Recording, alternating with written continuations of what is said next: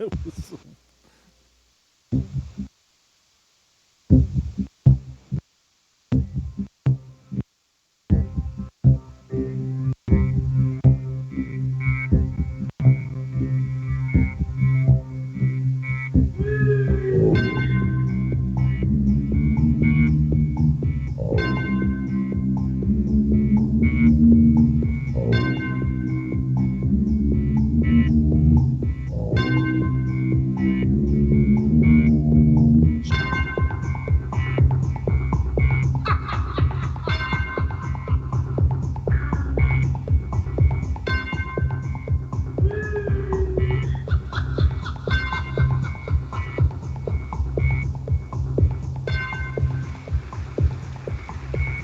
ladies and gentlemen, you have now entered Friday nights, and you are here on the Paranormal Portal with me. I'm Brent Thomas. I'm your host of this crazy contraption known as the Paranormal Portal. As we journey through the world of the paranormal, I don't know. I'm just making it up as I go. That was kind of good. It was okay. A little dry at the end there, but I'm working on my theatrical introductions to build the energy of what the portal is. But the portal has its own energy, so really, I probably don't need to do anything. But before I go any further, let me introduce my good friend and co-host, Mr. Don Longbeard. Hello. Hello. Hello. How are ya? I'm good. Good. How are you? How's, Um, how's everything? Good, good. Just doing the end of the night run out of work and heading over to the portal and all that kind of stuff. So, but it's been a good week. Got a little bit of a nap. I've been sleeping pretty nice the last couple Woo. nights. Excellent. Yeah, Excellent. I put the earplugs in so I can't hear the fan running. The fan actually keeps you awake, huh? Well, everything keeps me awake. Oh, okay. Well, Breathing keeps me awake. well, but you don't want to stop that. No, that's one of those things that need to happen. Well, we hope you're having a great Friday night out there as well, and hope your week has wrapped up and you're on your way into a pleasant weekend. And thank you for choosing to do it with us here on the Paranormal Portal. I'm just gonna have a peek and see what's going on out there. We are rocking the night, dude. Really? Yeah, we got over 1,000 people on TFR. We've got thousands on iHeart. Right. I don't know what that exact number is because it tops out at this number. Yeah, so I do, yeah. yeah, and there are 159 on the phone. There is 174 on TuneIn, and again, we don't have the numbers for TalkStream Live, but the tabs that we can see up to the numbers it can count to, there's well over 3,000 people listening to us tonight. Yep. And we love it. We love you here, and thank you so much for being here. Now, it is Friday night, and if you have something of your own that is paranormal to share, please feel free to call in. The call-in number is 213-233-3998. Again, 213-233-3998. And if you're watching on YouTube, that number is conveniently located right on the lower left of your viewing screen. And on the lower right of your viewing screen is all the ways you can keep in touch with what we're doing.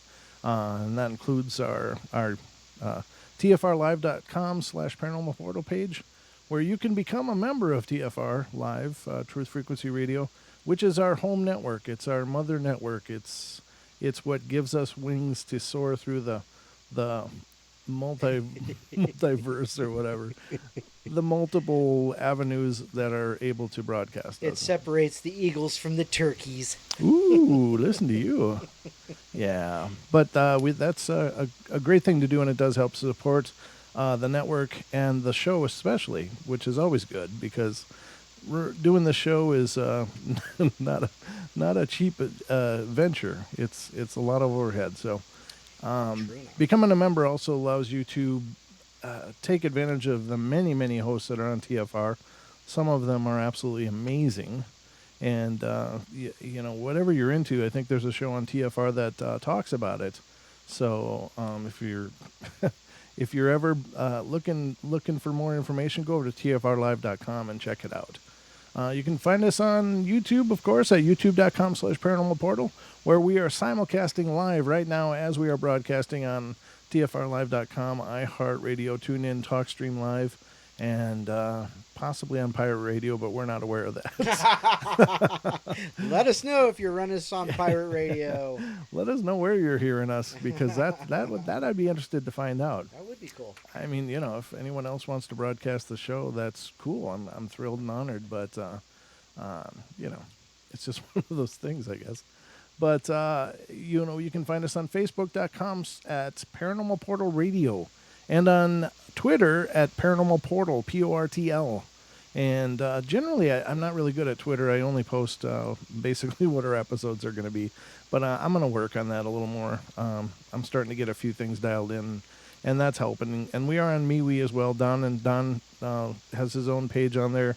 He has the Aether Archives group, which is the Paranormal Portal. And I'm on there as Brent Thomas, of course, and I'm on Facebook as Brent Thomas as well. So you can find me both places. But it depends on, if you're kind of growing tired of other people making choices on what you can hear, then check out places like MeWe and other alternative social media, because they don't seem to be real hands-on. They just allow people to say what they will and post what they will. And that requires people to be adults, which is pretty awesome. God forbid. Yeah, God forbid.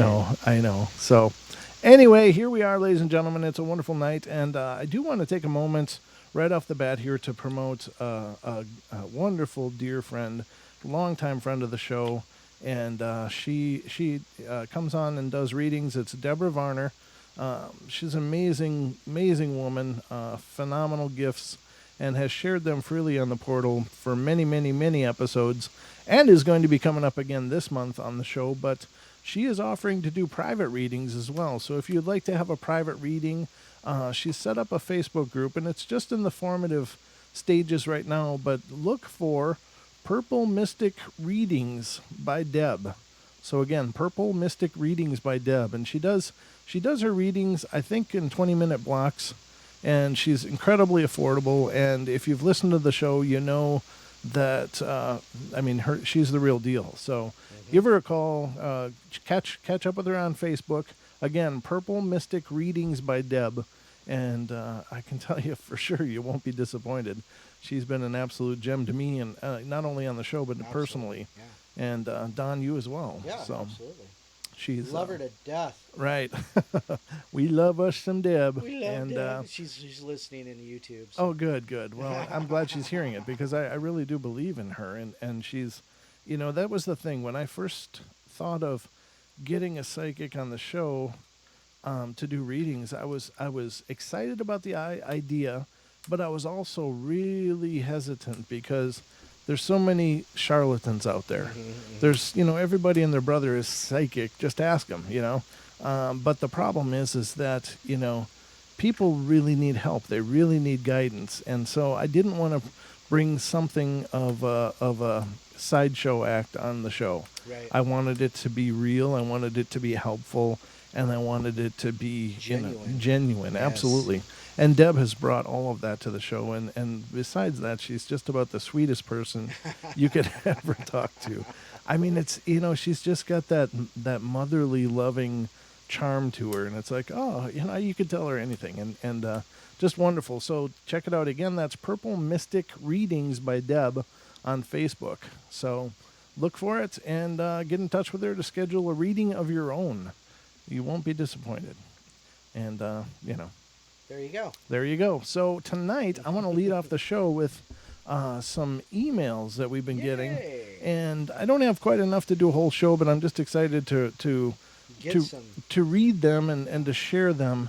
And, I'm going to have to figure out for the EVP one, I think I got to do something different. I want to see if this is possible. I think I can take the audio jack from the Tesla, run it over to my laptop, play it there, and then it'll go to... Because the problem, ladies and gentlemen, is that when I play songs and sounds on my computer, it goes to YouTube just fine, but for some reason it doesn't go to the mother network. It's just dead. But I think this will work. And actually, this will be a great test, live test. You guys are now my guinea pigs, so I hope you don't mind. But I want to try this, and I'll set it up in just a second. But Don, talk for a moment, will you? Talk for a moment. All right. So, we got 11 people listening to us in YouTube right now. And let's see if I can run down the list and get them all that's chatting, because that's all I'm going to see is who's chatting. We got MCAT, we got Renee, of course we got Ms. Deb, we got Lewis. Haven't seen Lewis in a while. Lewis, you missed a couple shows. Lady Death's there. She's missed a couple shows. I hope she's feeling better. Let's see. Ken's there. Hey, Ken. Dang Aussies. And that's all that I see in their chatting right now. So Okay. we got to get these people moving along. Oh, Half Q's here. Hi, Half Q. Half Q. Yeah, I haven't seen Half Q in a while. Okay, now I'm going to try a test, Don. Testing. Testing 1, 2, 3. Testicles, 1, 2, 3. Sorry. He meant Tesla Spirit Radio 1, 2, 3. It's I used to be in a goodness. band, and that was one of the sound checks that our bass player would always do. It's just like, are you kidding me? so here I am, absolutely humiliating myself, doing it live to thousands of people. So And I hope you because can we forgive know me. you love us, hit that like button. Yeah, please like the feed if you're on YouTube, like it because it does help to promote what we're doing. So first of all, let's do a feline test. I'm gonna put this down quite a bit because it's gonna be probably loud. I just want to see if this is playing.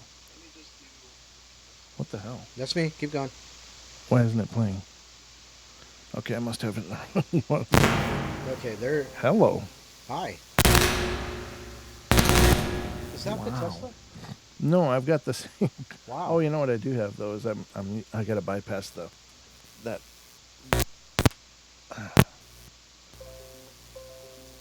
I just unplugged. Okay, no, it did. Oh, you know what? It didn't work. That's why. Let me see. I gotta turn it down. Sorry, ladies and gentlemen. I just want to see if I can do this because I really want to play some EVP for you. This is a real sound check right here. Yep.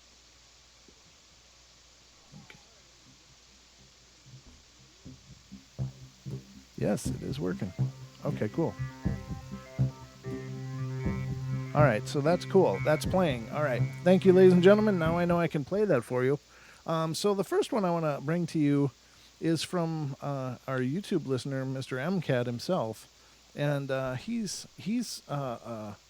driving all the time and has a great interest in the paranormal. So let me get to his first. And let's see what we got here. Okay. So he says, it's been a long week. Did a short EVP session in the truck.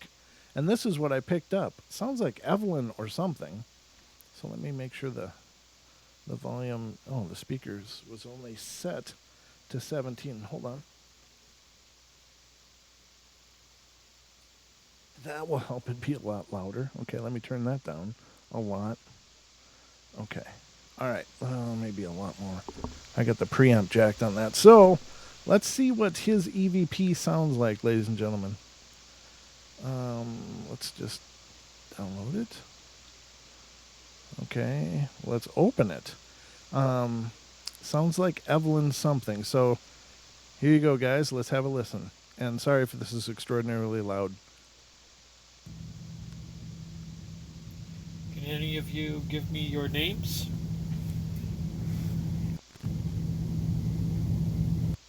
Okay, let's hear it again. Can any of you give me your names? Yeah, I do hear something kind of whispery back there. Let me preamp it up. Can any of you give me your names? Yeah. I just can't make out the word.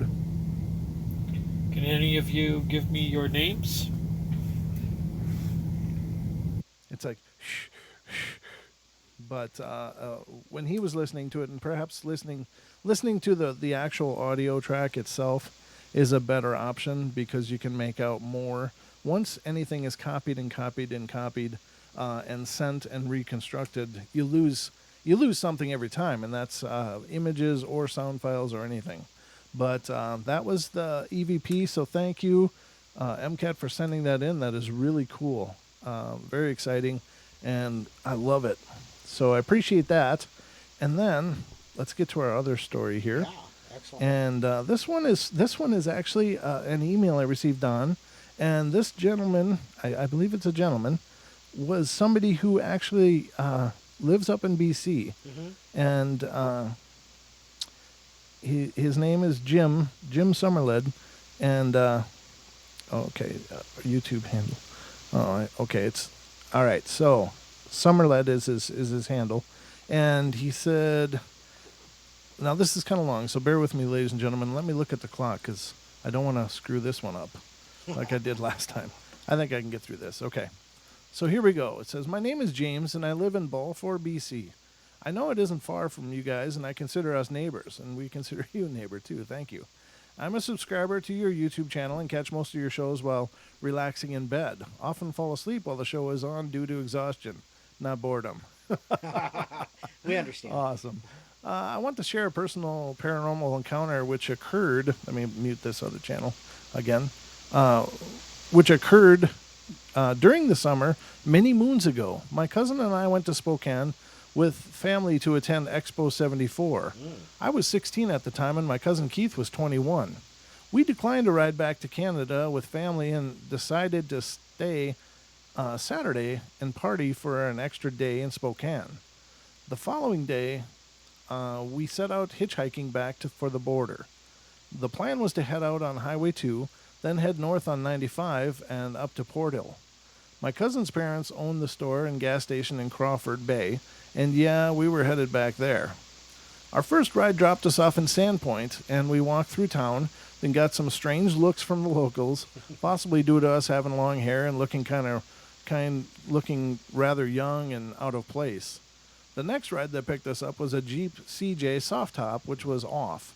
The guys were definitely rednecks, and they thought it funny to take a right on a rural trunk road past the Ponderay and drive us about 3 miles east and dump us out. Oh, jeez. I'm sure they had a good laugh as we trudged back towards Highway 2.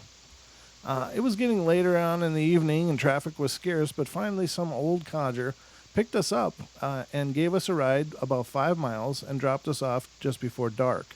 We had no idea where the hell we were at this point and just kept walking. Needless to say, we were both tired, but eventually we saw some streetlights in the distance, and as we walked into the tiny hamlet of Colburn, the strangeness of the day's events and knowing we wouldn't make it to the border seemed to instill a genuine fear in us.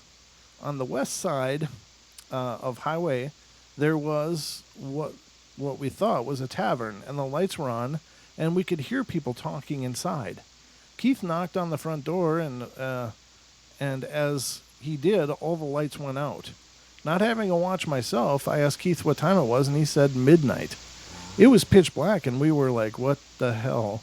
In retrospect, I guess the owners and a few patrons thought it unusual to have a couple vagabonds show up so late. So here we were standing in the dark and wondering what the hell our next move was when suddenly we heard all this growling and snarling and some wild rabid dog-like beast on for a good minute at least. Eventually the beast, or whatever it was, left. We made it back to the highway and there was a road that turned off to the right. I'm guessing it was Colburn Culver Road. There was a street light at the intersection, and we decided to hide up on the bank under some small pine and fir trees. We had no sleeping bags, only jackets, but it was summer, not too cold. And I remember drifting off a couple of times, but there was no way I would fall back into a deep slumber under those circumstances. Around 3 a.m., I was startled awake by what I thought was an old squeaky bike, and could hear some gruff-sounding guy talking to himself. He seemed to be coming towards the intersection from the north on the east side of the highway. Then I saw what appeared to be one of those old bike headlamps which generate its own current by the wheel turning. And as he got closer, I could hear the sound of a four-legged animal accompanying him, namely the sound of claws on the pavement. As they approached the intersection, I saw the headlamp, but not anything else. I was like, no, this can't be. I woke Keith up quietly and pointed it out, and he was shocked. There was not a visual sign of them other than the ghostly headlamp and the sound. I thought to myself, this is one creepy place, and I'll not be returning here anytime soon. We managed to drag our tails out and get a ride back to the border, and boy, oh boy, we had some stories to tell the family when we got back. So very, very cool. It says, let me know there's a chance you'll read my submission, and I'll come in the chat a bit during the episode. Thanks, Jim. Well, Jim, guess what? Yeah. I just happen to live in Coburn, and I just happen to live on Coburn Cover Road. Yep. And I just happen to know that when you're heading up north on 95, and just before you get to the Coburn turnoff, to the west side of the highway is an abandoned graveyard. Been there for 100, maybe 100 plus years. So there is a house there, and they sit. I guess the graveyard sits behind the house, and nobody is allowed back there. Well, it's on private property now. Mm. So, who knows what was there in '74? I don't know about that. It wouldn't surprise me at all, because Colburn was a pretty established little hamlet just north of Sandpoint, about 10 miles, because I lived there. So if you go east on Coburn Covert Road, you go right past my house, but that's about all I'm going to tell you. Now, that area is well known to me, and I'm getting more information all the time. As a matter of fact, it's one of those places that Brent and I want to go look at, because there is an abandoned, and I've heard that story. Somebody, now that you mention it, I remember hearing that story of a ghost light. Oh, really? On the highway, right? So, you know what? It's close to home to me, literally, and it's something that Brent and I have talked about. One of our listeners, Julia, has mentioned it a couple times. So yeah, we've got to check that out. That's going to be that, and so it's just cool that you sent that in, and I have we have that plan. So That is very cool. And thanks a bunch, Jim. That was awesome. That's an awesome encounter, awesome tale. I can tell you, and I did respond to Jim, and I let him know that I've only been here for about 4 years. But I'm here to tell you, this is a different place. It is. It is a really different place, and I can't explain it, but I'm from the Midwest, and when I moved out here, it's both enchanting, and it's also feral. I don't know how else to describe it. It's just got this wildness about it. So this is a very raw, energetic place. I don't know how else to quantify it other than that. Yeah, well, it's a happening place because there was a lot of lumber coming out of here, and of course we're in gem country as well. Right. So the railroads have been here for as long as they've been here, over 100 years. Yeah. And so there's the the places where people died of exhaustion or heat stroke or whatever. They had to put them somewhere. Right. And so they made up these little graveyards. There's another graveyard over in Humbird, south of us, over by the Coquilala Lake, that we're going to have to figure out where that is too. And that's supposed to be a pretty active spot too. So you've got all of this activity in the 1850s, 1860s, 1870s, where the railroads were just going nuts and around in this area. And there's got to be a lot that we have yet to look at. Yeah, it's very cool. And, in this very area as well is where we researched that Bigfoot structure. Yeah. And, of course, we had Cindy Goodbreak on here. Yep. And she's talked about the research that she's been doing as well. So, I mean, this is a really interesting area. So there's no question that, I don't know, there's just a lot of energy in the air up here. Yeah, definitely. Did you go dead? No, Oh. I'm kind of tweaking with my mic, trying to get it, because you've talked about it, anyhow. So I'm just trying to make sure I get it in my face. Oh, that's even better. Yeah. Well, that's because I got my necessarily that mouth. much. Yeah, well, Okay. But anyhow, I digress. Anyhow, so I'm moving my mic around a little bit, trying to find the sweet spot. Okay, gotcha. Well, and again, thank you, Jim. That was amazing. I love that story. It was phenomenal. That was great. Yeah. And it's really cool because it also is one that we understand. This is our area, so it's really neat to hear stories coming out of our area. To me, that's really powerful as well, because the nice thing about it is that we can actually check out those areas. Yes, we can. A lot of these other stories are absolutely phenomenal as well, and I don't mean to say that ours are any more special, but I like them in that I can go see these areas people are discussing, and see what we can find. So, very cool. And we have about 1 minute left, and I got another story that was emailed in as well, and that's from Ruth Castro, and we'll get to her. I'm going to get to your story after break, Ruth, so don't go away. We're going to be right back. Now, those of you that are watching on YouTube, I got a special surprise for you because I've been working really hard to make the break sequences here a little more entertaining, and I'm going to be putting on that video sequence during our first break here, and you guys can let me know if you're watching on YouTube what you think. Yeah. I think it's much better than just a tile. The tile is beautiful. Got to ramp up that. Why don't you fix your mic? Yeah. Well, it's cut out. Yeah, it did. All right, I'm going to mute you again. Let me know when you're ready. Ay, ay, ay. It's always something here in the portal. Okay, give it a try. All right, there you go. Tesla, Tesla, Tesla. 1, 2, 3. 1, 2, 3. Yes. So we're gonna try that break sequence and see what you guys This think. is gonna be cool. I hope so. I hope you guys like it. I'm not sure. It's also I'm going to be watching it pretty closely because I'm not exactly sure how much time I need these to last. So I might have to trim it up a little bit. But this is a beta test here, and you guys on YouTube are going to be a part of it.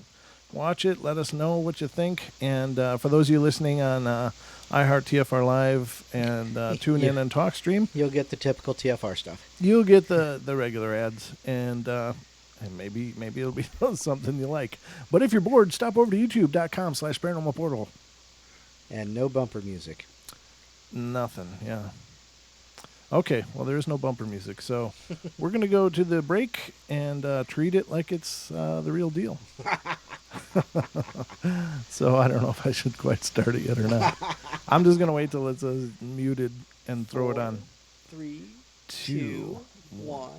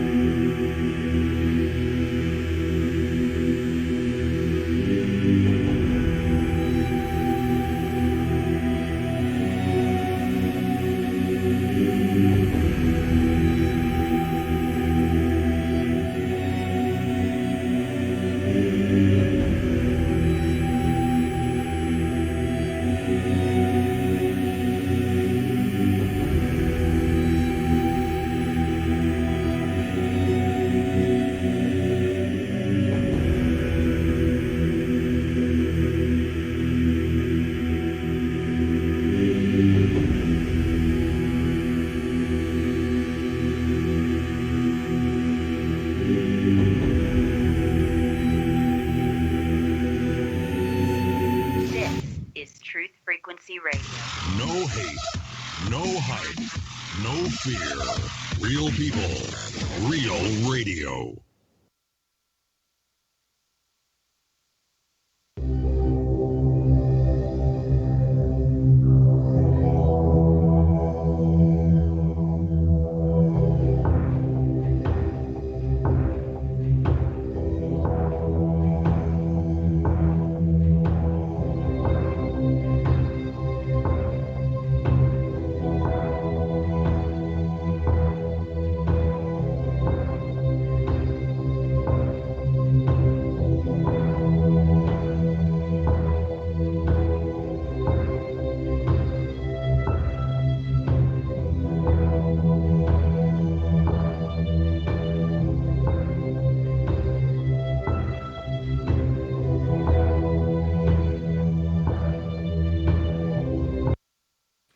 And we're back, ladies and gentlemen. Hope you had a good break. And for those of you on YouTube, thanks for the feedback. That's awesome. And it was actually about exactly the right amount of time. Yep. So it was really good. I think it worked really well. Now I gotta make the other two longer as well. So I thought it was gonna be too long, but it actually worked out about brilliantly, perfect. So I'm relieved. I'm glad. So thank you guys for the feedback, and there will be two more of those coming up, and one will be based around the Bigfoot phenomena, Bigfoot cryptids, and the other one will be about ghosts. So hopefully the break sequences on YouTube will be a little more entertaining for those that are forced to, when they're watching the replay, they look at this title and it's not really engaging and stuff. So it'll just be another, I don't know, raise the production It's value. added production, exactly. That's right. So thanks again. And now we'll move on to, we're doing, starting out the show tonight with some listener stories. And again, thank you to Jim and MCAT. You guys are awesome. Appreciate your stories. And I got one as well from Ruth Castro. And, am I saying that right? There's Casto. Casto or Castro? Yeah, I believe. Let me see. It's Castro. Okay. Castro, okay. Castro. Okay. All right. I just want to make sure because I don't want to screw it up. When somebody takes the time to write in, I don't want to misintroduce them. So let's see. So this is Ruth, and she says, I will start at the beginning. My very first experience with the paranormal at my house in Pasadena near Los Angeles. It was Sunday afternoon, and I was very young, probably 4 years old to be exact. My family was preparing for lunch at this time. We had just come home from Sunday Mass. My mother asked me to show my grandma my new dress, which she had bought for me for Sunday Mass for Easter. So I did just that. I remember all the warm noises of my grandparents talking and laughing in the kitchen, my grandma putting the food on the stove, etc. And as I entered my bedroom at the end of the hallway, last room in the house, facing west, I felt the sun as it was shining brightly through the windows.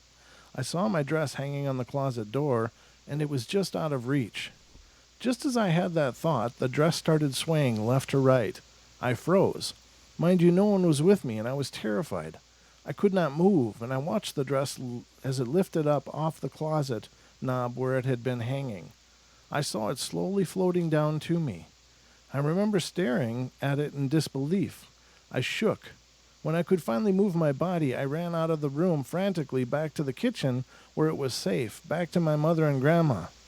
My grandma asked, "What's the matter? Where's your dress?" I replied, I can't reach it. It's too high." I wanted to tell them what really happened, but I just couldn't.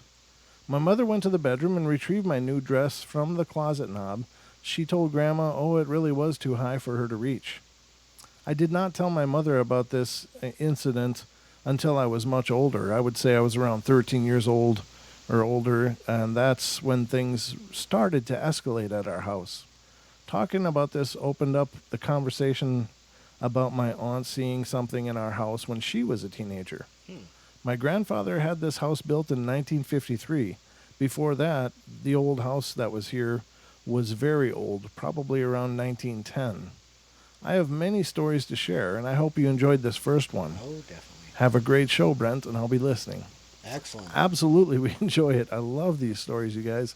This to me is just like Christmas when you guys send this stuff in. It's your stories, it's your encounters, it's your experiences, and there's nothing more powerful that I can I can present on the show than those stories. Those That- testimonies. yeah, testimonials, these Yep. encounters, you know, and I feel like I learn something every time, just because even little nuances from that one. It was like, no, what I'm picturing was somebody trying to help the little girl, Right. trying to help little Ruth, and to get her dress for her. And when she ran away, they were like, oh shoot, and put it back, because that's just I don't know. It's just this kind of warm feeling that I got when I read it. Like maybe it's an empathy, picking up on the spirit of whatever it was that was there, trying to help this little girl that couldn't reach her dress. And I think it's a beautiful story. And I know it's frightening. Those kind of things are frightening, especially the children who Yes. just they don't have any way to understand what the hell's going on. It's just something's happening that they know enough to know it shouldn't be happening, but they don't understand what it is. So, but very cool. Keep the stories coming, you guys. I don't care if you have 100 stories and you want to send them all in. I'll be happily reading them all, because those are the most powerful encounters that we have. So tonight I wanted to talk about the electronic phenomena of ghosts. And I called the Tonight Show Electric Ghosts because they seem to have a direct ability to affect electric circuits or electric mechanics pretty well. And I don't know if that's in the form of actually operating the equipment, or if they can create a change in the flow of electrons, or how that works. But many people have talked about, and actually when we were doing the show recently, and who was in the chat room and he was talking about EVPs? It was Glenn? Don? When who was When we Dan were was? talking about spirit radio and stuff like that. Oh, right, Glenn. Yeah, Glenn. from North Nottingham. And yes. he made the comment, and I thought this was very profound, and that's kind of what led to tonight's show, is that spirits can impress on one recorder and not the other ones, even though they may be right next to each other. And that to me is a very big clue as to what's happening, is that maybe they aren't actually always creating an audible phenomena, but they can manipulate the energy to record that voice, that sound. Like they have that knowledge. Perhaps they can see electricity or energy as it moves, and because they are energetic beings, that we are energetic beings outside of these meat suits that we're in, and perhaps when we're clear of these boundaries, we see things more perfectly and more clearly, and manipulating that, because there are stories and stories and stories and stories of the TV flipped on, like my TV, it turned on by itself, went through menus, froze on a picture that was absolutely creepy. I mean, all of these phenomena, if it was just one of them, it would be easy to dismiss. But it was the whole chain of events that seemed to have intelligence and purpose to demonstrate a presence. And again, I didn't get freaked out when it happened. I just went, "Wow, that's pretty creepy." Kind of creepy. But man. and I did say dread after that, but because I was told I needed to by the boss. But it's just this idea that they can control these things. So they seem to have the ability to do that, and I don't know. Yeah, I just think it's very profound, and it's like the breadcrumb clues to understanding what this phenomena is, and hopefully to help us understand how better to study it, so we can gain insight into what happens next. And so that's why I wanted to focus on tonight's show and talk a little bit about that. Now, what's your feeling about this, Don? Especially when you talk about like electronics, like your TV, like my TV. I had that TV that was turning itself. You turn it on and you put the volume on, and then the volume you would just watch the volume just go, 10, 9, 8, 7, 6, 5, 4, 3, 2, 1. And then you can't hear anything. Oh. So you jack it back up again. It sits there for a few minutes, on 20, 25, right where I like to listen to it. And it only goes up to 20, by the way. Yeah, I'm sure. I was just going to say, this is after a lot of long years and a lot of loud music. True. But and then a couple minutes later it does it again. 10, 9, 8, 7, 6, 5, 4, 3, 2, 1. And it's like, okay, this is just pissing me off. But then it shuts itself off. It's like, oh God, now here we go again. So then it turns itself back on. Wow. And I'm like, oh, jeez, I hate electronics. And this was right around the time that you were talking about having that scary picture on the TV looking at the Hmm. bedroom. Right. Right. Right. It was about the same time, but I have to say, in my opinion, I know that a lot of things can go wrong with electronics, and TVs are particularly susceptible to them, and computers too. Well, you've got the flickering, the twin flickering monitors over there. Oh. And hasn't done it in a while, thank God. Yeah, And way to jinx it. Thanks a yeah, lot. well, well, if it does happen, what you need to do is you need to turn on the Tesla radio. Oh yeah, Yeah, yeah. definitely do that. But anyhow, Absolutely. That's a good I point. think electronics they just go bad, and Hmm. they just They can, and that certainly has to be a consideration. That there is plenty of room, especially in our current state of disposable electronics, that things are not meant to be repaired. They just kind of quit working. right They don't have a long shelf life on purpose. like most Now, cars nowadays. well, yeah, I think it's gotten better, but I think in the 80s it was horrible. Hmm. Like they Oh yeah, machined cars to quit running at about 100,000 miles. they're doing it again then. Are they? Oh yeah, Oh, because okay. most cars nowadays you used to go for a lube oil and filter. Hmm. Now you just get the oil and filter because they don't put the zerts on Oh. there to lube them anymore because they just figure, well, you're just going to buy a new one in 5 to 10 years anyhow, so just let it fall apart. Oh, okay. Well, that's interesting. I guess I don't know enough about cars, but you know what I find interesting for your malfunction Hmm. on your TV. Now, I live in town, Hmm. and it could be very explainable that there's Power other surges, spikes. yeah, there's other factors, Right. and sometimes, even a neighbor having a similar remote, even though Oh, it's, could maybe trigger it. right. I don't know if they're IR remotes or what they are.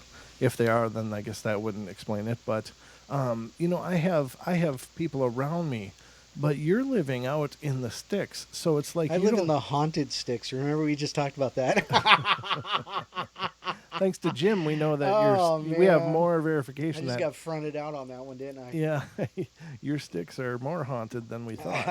I didn't know about the floating orb, Yeah. but since you don't have that competing electrical, Pulses, activity yeah. around Yeah, your exactly. house, that's where it becomes more, to me, more significant. Now, Hmm. it still could just be a failing TV. You're right, Yeah. and that has to be a consideration. As much as I'd love for everything weird that happens to be paranormal, it just isn't. Right. And you have to have practicality. You have to look at things with the eyes of a skeptic, especially if you're going to, make these encounters public like we do. Now, can I be 100% sure that my monitor's flickering isn't some weird byproduct of an update or some driver competing with something else? No, I can't, and it could very well be. But what to me is a big indicator is the cascading issues that we have. Now, the only one that I'm not really convinced is paranormal is your microphone. Yeah. I Well, don't know. It could just be this jack. And I actually was going to switch you to another line on the mixer to see if that doesn't circumvent it. But the problem always seems on the end that you're on, not on Right. the board side. Yeah, so. it's always on my end. Right. Because if I unplug it from if I unplug the mic, it usually pops right back in. Right, that's my Only point. for a while. Right. So, but it still could be this line, and I should try another line. But the monitor's flickering. Yeah. It could be one monitor. It can be both monitors. And the weird sound artifacts we get. It's just strange. And I don't know that it's always paranormal, like I said, and I don't measure it for that. So I really can't state that it is. But sometimes I say that tongue in cheek that the show seems haunted, but other times I swear to God it's haunted. Yeah, it's gotta be something. There's something weird that goes on here. But then again, we're talking about the paranormal all the time. Right. In other words, we're giving that energy all the time in discussion form, in thoughts, and that could be a beacon. I don't know. But there does seem to be ample evidence that spirits can manipulate things. There's even old-time radios turning on Right. with the dials turning up and down the stations. Now, I told you that story of my cousin Right. that he experienced when he was a teenager, of his old clock radio turning on, and it turned on very softly, very faintly. he could hear the static, but he could hear the stations going in and out and watch the dial go up and down. And this is a manual dial. You have to turn it Right. in order to make that happen. So that, to me, is incredibly profound. But now that's a physical manipulation and not simply electronical. True, But true. so EVPs could be a manipulation of energy, and many people believe it is. Now it's possible that they just communicate out of our range of hearing, and the microphones are able to pick it up and record it so that we can hear it. But is it the same for photographic phenomenon? Are they able to impress their image electronically onto a CMOS sensor in a DSLR camera or a video camera? Are they impressing themselves on that to be seen? Or are they emitting a certain amount of light that is actually capturable by the sensors?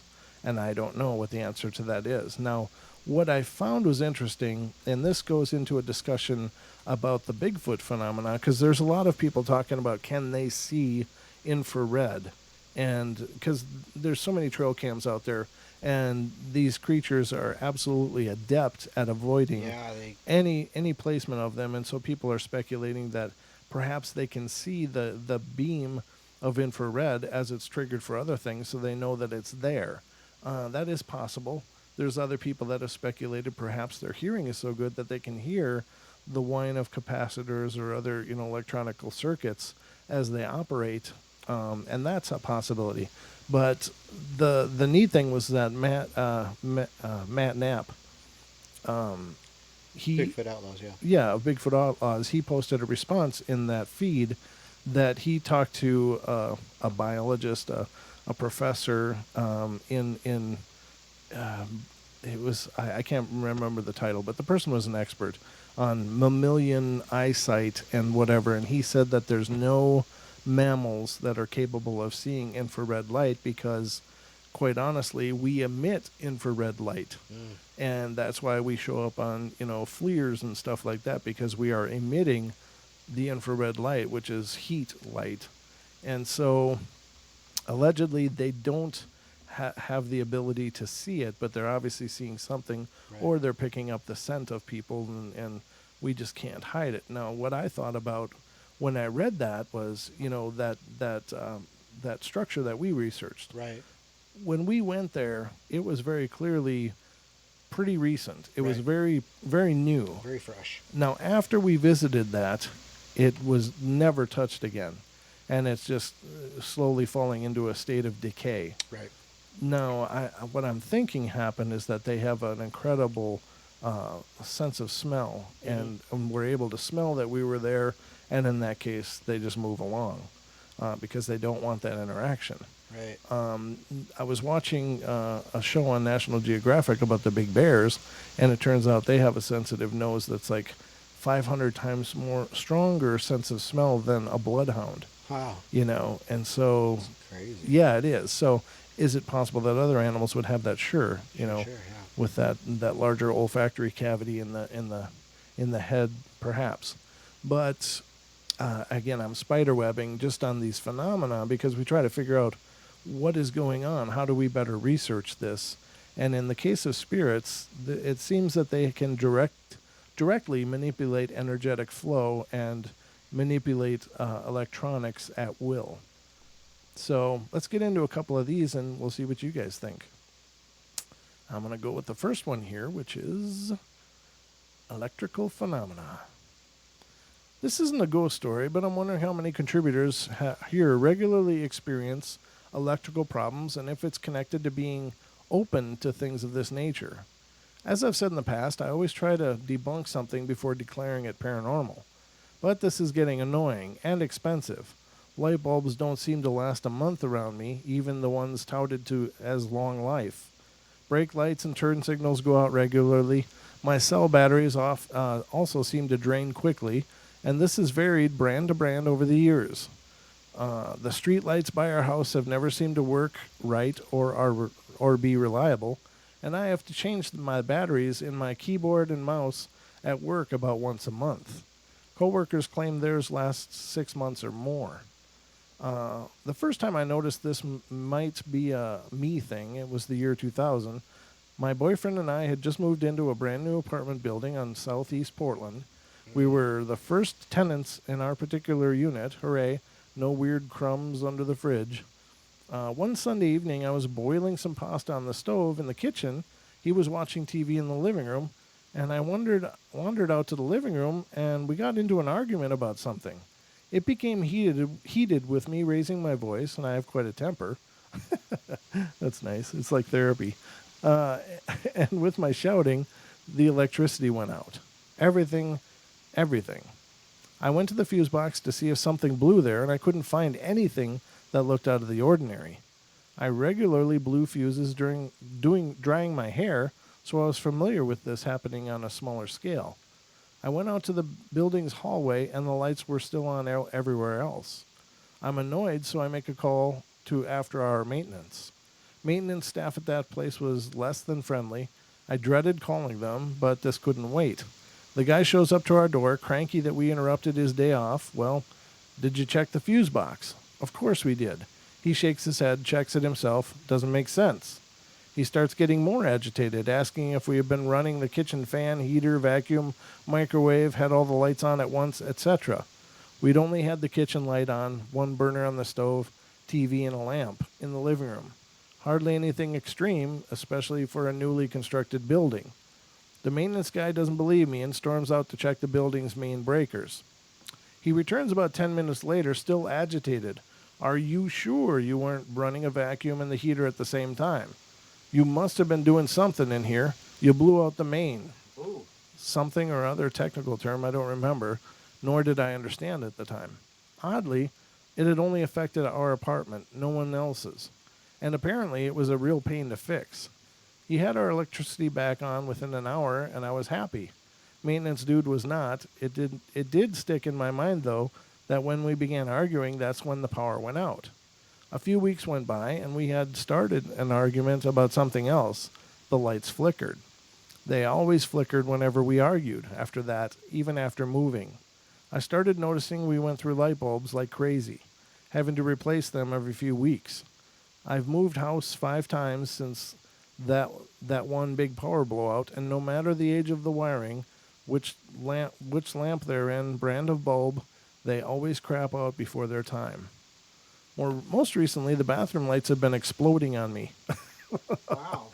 We have one of those recessed bathroom fans with lights on either side. I'll mute you, Don. It sounds like your mic's out. Yep, I think so. And let's see, I lost my spot here. Exploding on me. We have one of those recessed bathroom fans with lights on either side. 3 times in the past 6 months, I've gone into the loo, and one of the bulbs in the ceiling goes pop. Luckily, the bulbs are protected by a glass slidey thing, but it shatters the entire bulb, making it a mess to clean up. And a couple of weeks ago, I was in an argument with my other half, and I slammed the front door to have a smoke outside. The porch light popped and went out. Not the first time this has happened either. It almost always seems to happen when I'm upset or annoyed. I've done a couple of quick searches on the interwebs, and all I can come up with are sliders or SLIders, which seem to pull energy from electrical sources. I have yet to find a reputable-looking site with a logical explanation. Do you guys experience this also? Suggestions? That's all her. It's got to be, right? Every time she says that she's upset, something goes wrong. Right. It is her energy that's creating this issue. So she needs some counseling. Wow, some grounding here. Yeah, Here's some salt. Yeah. Don, Eat this. salt solves everything. That's the new thing. Salt everything. Except my food, please. No, gosh. Yeah, I'm just looking through the comments to see if anything there. Okay, this person says, yes, my aunt definitely falls into the anxious category, but I've seen electrical phenomena happen when she's calm, too. However, she could have been bottling up her emotions. I am similar to you. I have a hard time sitting still and turning my brain off. I call it ADHD brain. I was diagnosed as a child, and it's gotten better as an adult. It's been said that everyone has some sort of psychic ability, and the best place to start in identifying yours is through meditation. Good call. That person needs to meditate and get a little bit of a handle on their emotions. And it's just a matter of if something continually happens. This person is asking the question, but clearly they seem to know the answer. They just are either looking for attention or bragging. I don't know. I don't know. You know, there's no reason to not think that it's her doing it. Right. I mean, there's lots of, I know people who can't wear watches because they wear the batteries out. Right. And I'm the kind of guy that goes through batteries in my mouse, every 2 weeks. Yes. Yeah. But I'm also a cheap kind of guy and buy them at the dollar store. That might part be part of it, but they're Panasonic. They're Panasonic brand. We know that's a good brand. Just because they're at the dollar store doesn't mean anything. In this case, it's her. It's literally her. She's creating that energy from being upset or getting twisted about something, and it's reaching out and doing something. It seems to be, yeah. I mean, you have to be pretty much, blind to not see it. Very true. I would agree with you. And again, ladies and gentlemen, we can't know the authenticity of any of these stories. These are all our opinions. Yeah. Well, I'm talking about the sources. This true. person could be full of garbage and just being creatively writing. But all I can tell you is it's listed as supposedly real, so I'm going to cover it as if it is. But it's not that far out there, because I've seen electrical phenomenon around me as well.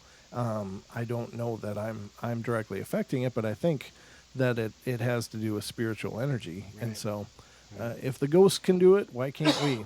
Now, there are many reports of in hauntings having bulbs blowing up. So apparently we have the ability. Wow. I don't know what just happened, but... it just got quiet. Oh, that's the bumper bell. Music. Wow, that's the bell. Break time. See you after break. All right, so we'll be going to break, ladies and gentlemen. We'll be right back in just a couple of minutes. Don't go away.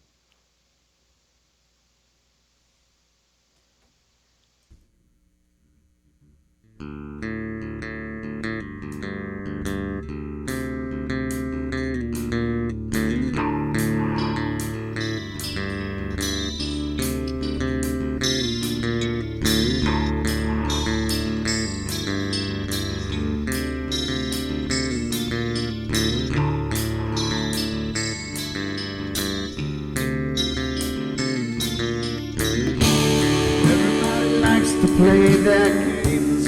Everybody loves to place their bets.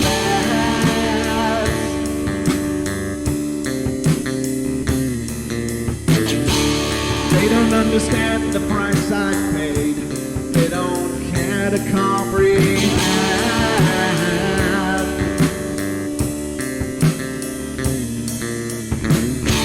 Trace their lines upon my body, dripping scars across my heart.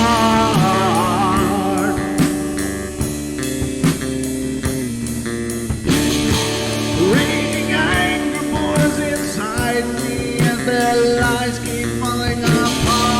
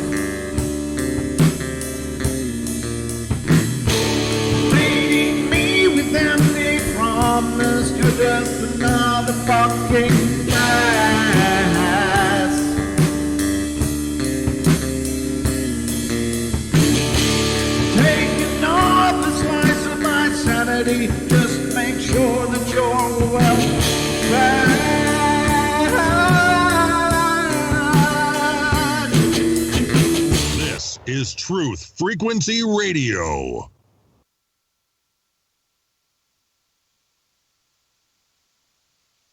This looks extraordinarily bad.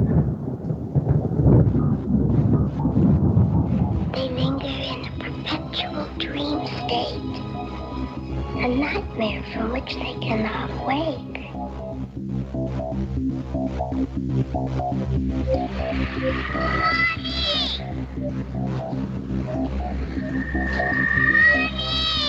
I can't see you, Mommy.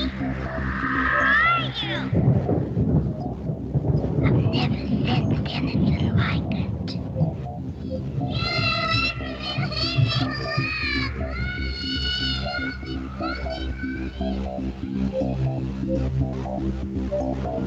Carol Ann is not like those she's with. They're attracted to the one thing about her that is different from themselves. Her life force. It is very strong.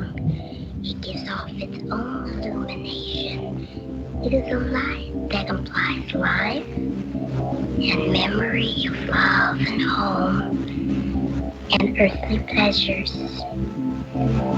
Something they desperately desire, but can't have anymore. Right now, she's the closest thing to that. Poltergeists are usually associated with an individual. Hauntings seem to be connected with an area. A house, usually. Poltergeist disturbances are of fairly short duration, perhaps a couple of months. Hauntings can go on for years.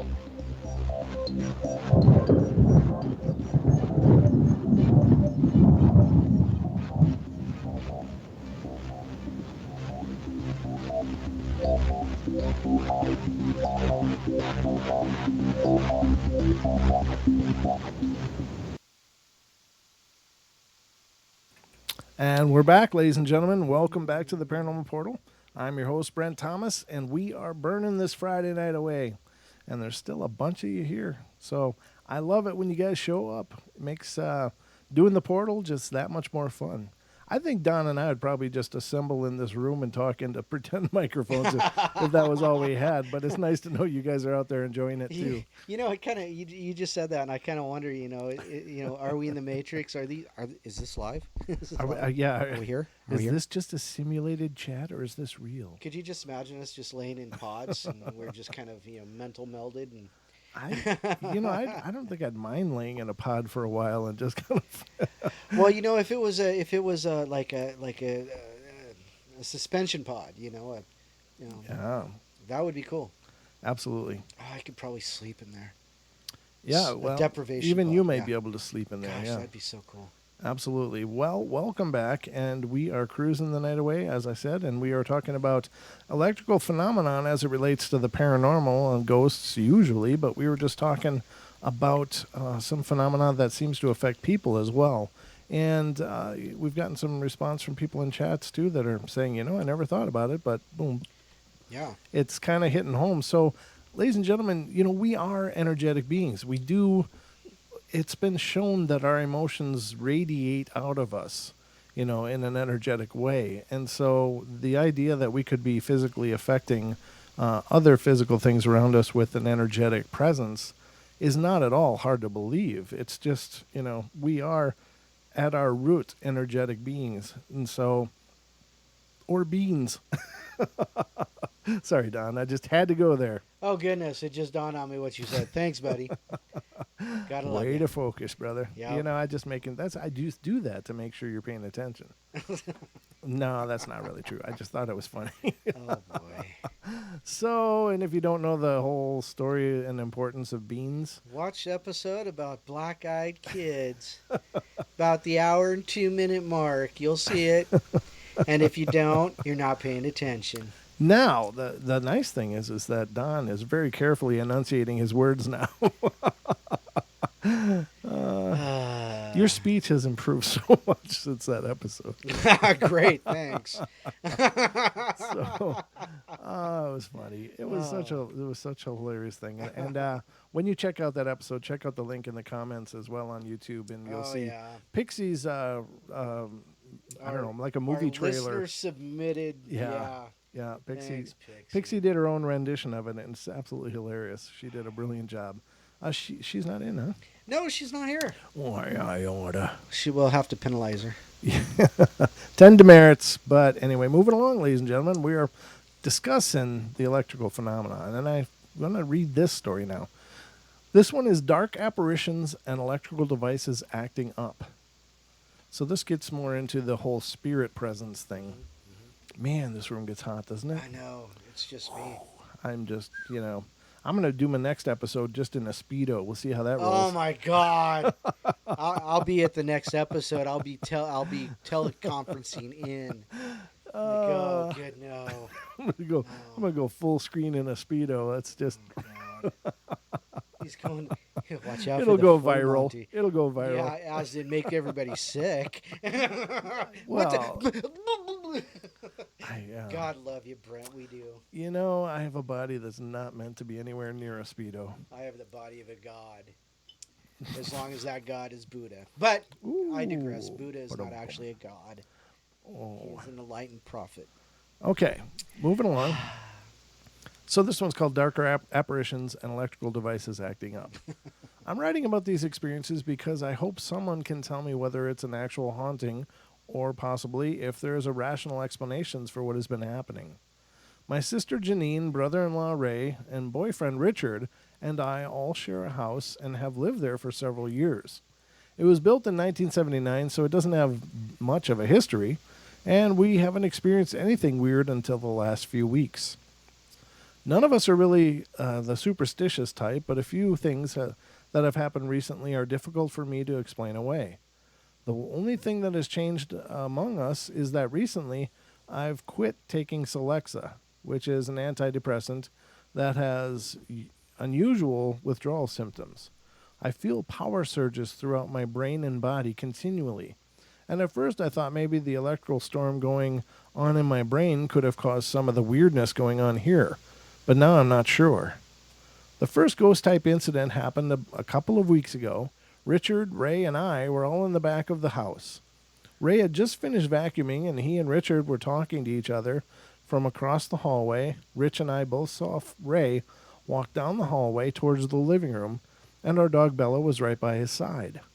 A few seconds after he left, the vacuum turned itself on. Janine was not in the house at the time, and Ray went back into the room and turned it off. We all forgot about it and went about our business. 3 nights later, however, Rich and I woke up to our dog bristling her back hair and growling. We looked out the window and couldn't see anything, so Rich petted her until she calmed down, and we both fell back asleep. It was around 3 in the morning, so I was kind of annoyed being woken up in the first place. Half hour or so later, I was awoken again, and our Nintendo Wii was turned on. The blue disc light was pulsating slowly, and that must have been what awakened me. We hadn't used the Wii in at least a couple of weeks, and the remotes were on a shelf well out of reach of the dog.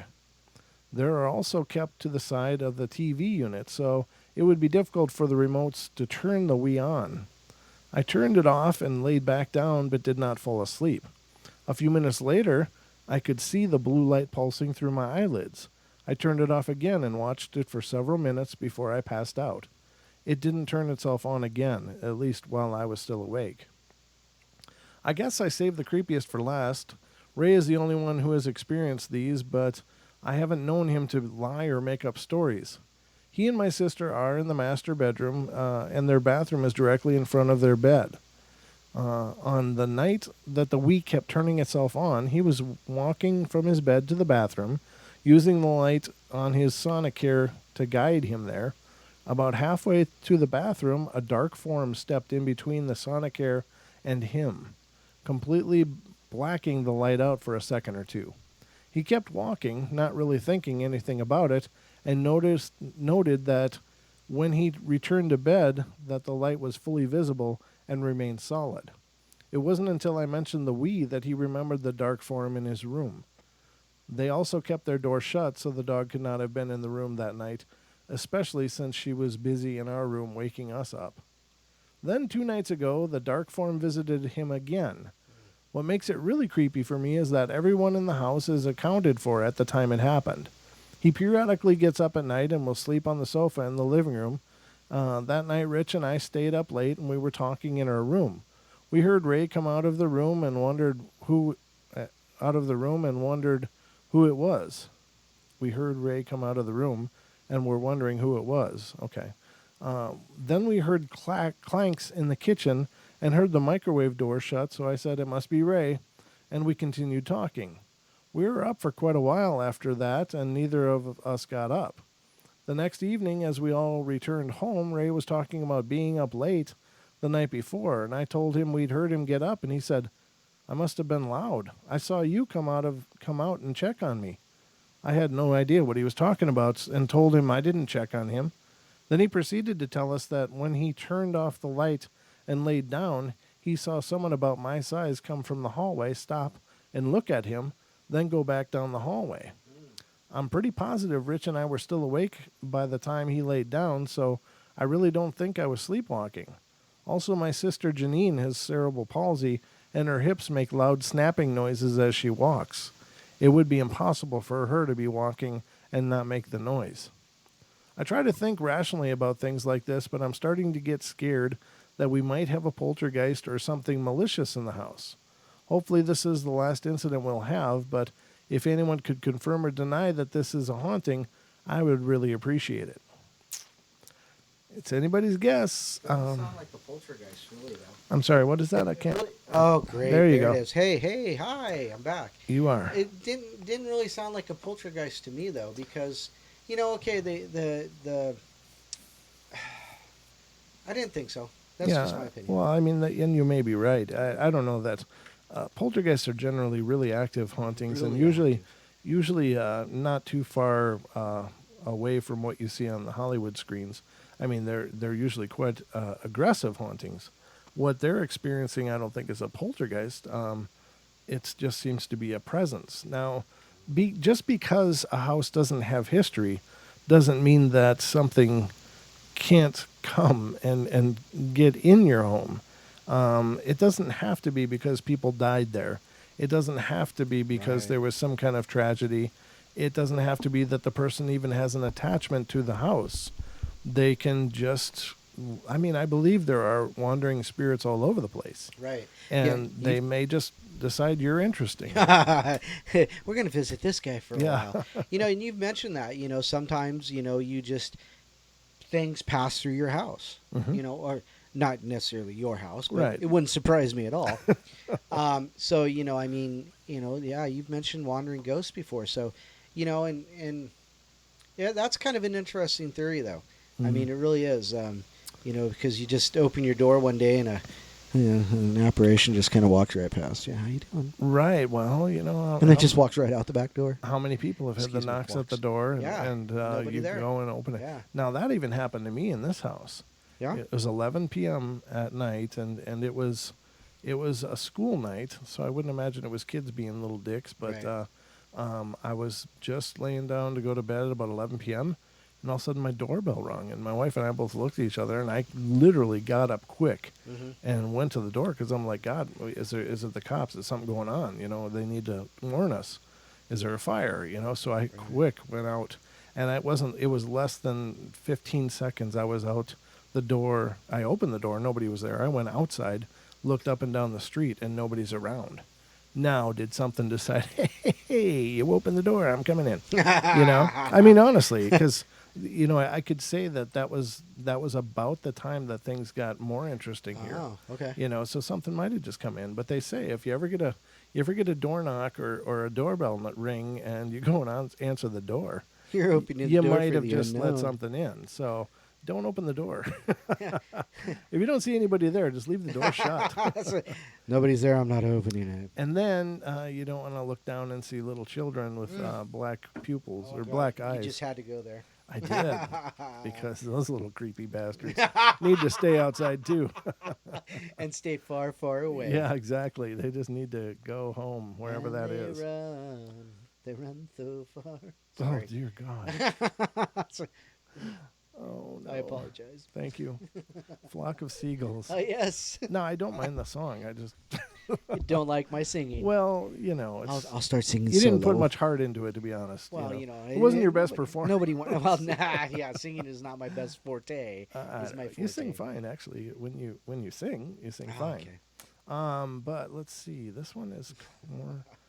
I want to find anything more about this. No, I don't see anything there. I'm looking for electrical wire mystery. Ah. Let's check out the electrical wire mystery, ladies and gentlemen, and see if we can get into more of this mayhem. What time is it? It's time to read another story. We got 11 minutes. Yeah, we're good. We got plenty of time. We've just been unlucky in that situation. Last couple. Oh, that's okay. We're fine. I think, unfortunately, we can't hear the bumper music come in, so it's very, very faint, so we got to be careful. But the nice thing is on the archives on TFR, it sounds fine. It's just, it's not audible on YouTube. So, another episode in my sunset life, for which I have no known explanation, happened this morning, the 7th of March, 2011. And it was related to the small electrical project for my car, which I had to do last week. I can no longer recall the exact date. I've not been lucky to own a garage wherein to do the project, so I drove to one of my favorite parks to do the work, as I always do. There was a heavy fog that day, with only about a half mile of visibility.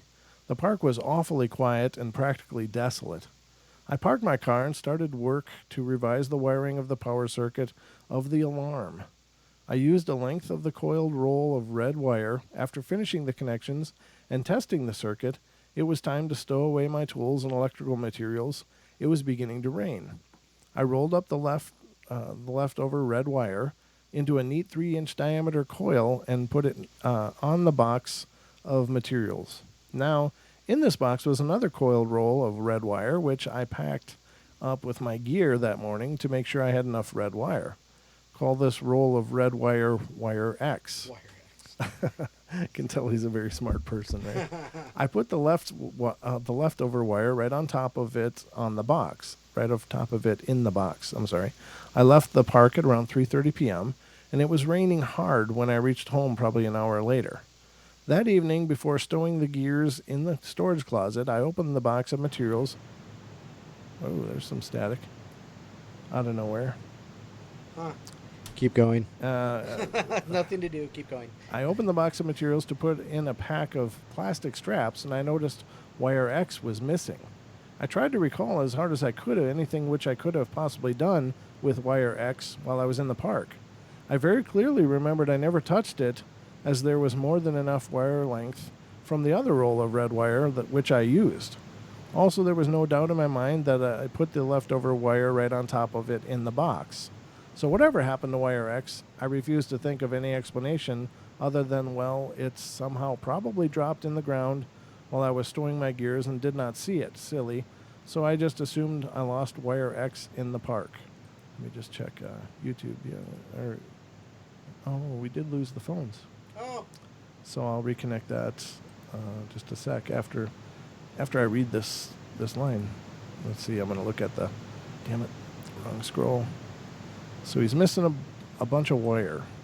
We're still connected to the studio, though. So, okay.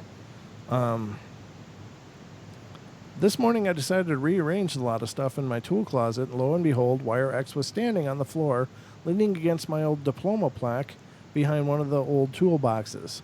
Nobody, not even I, could have found it without the painstaking work of hauling boxes and boxes of tools and a whole lot of stuff out of the closet.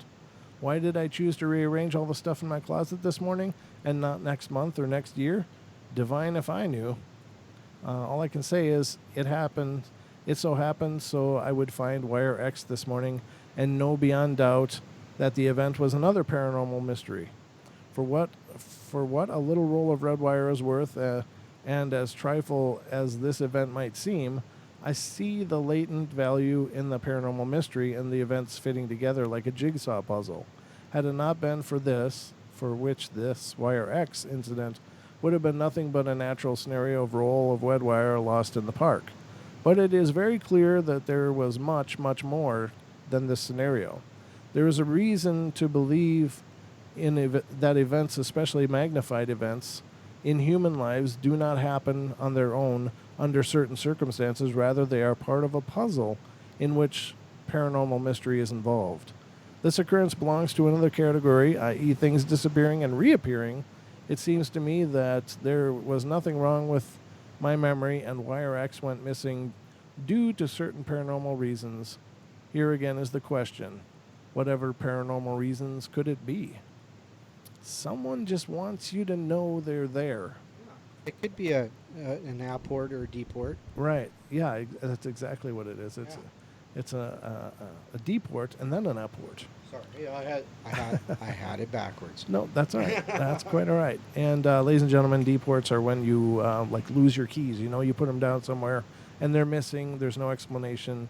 So it's a paranormal event where spirits are believed to take things. And my mic's all messed up again. Is it? Yeah, there you go. We're on a roll here, ladies and gentlemen, in the portal. But the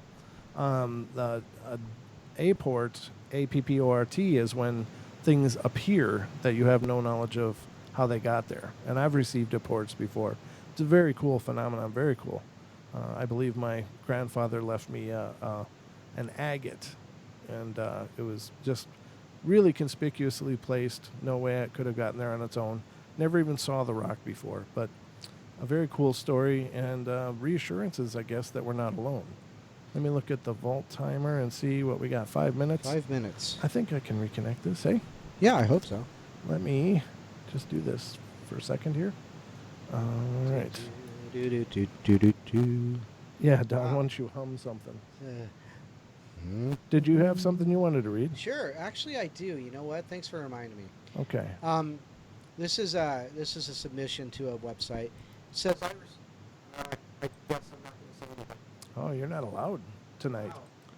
Wow. There we go. Well, It says I received a question from a subscriber named Mary, who is experiencing some strange activity in her home.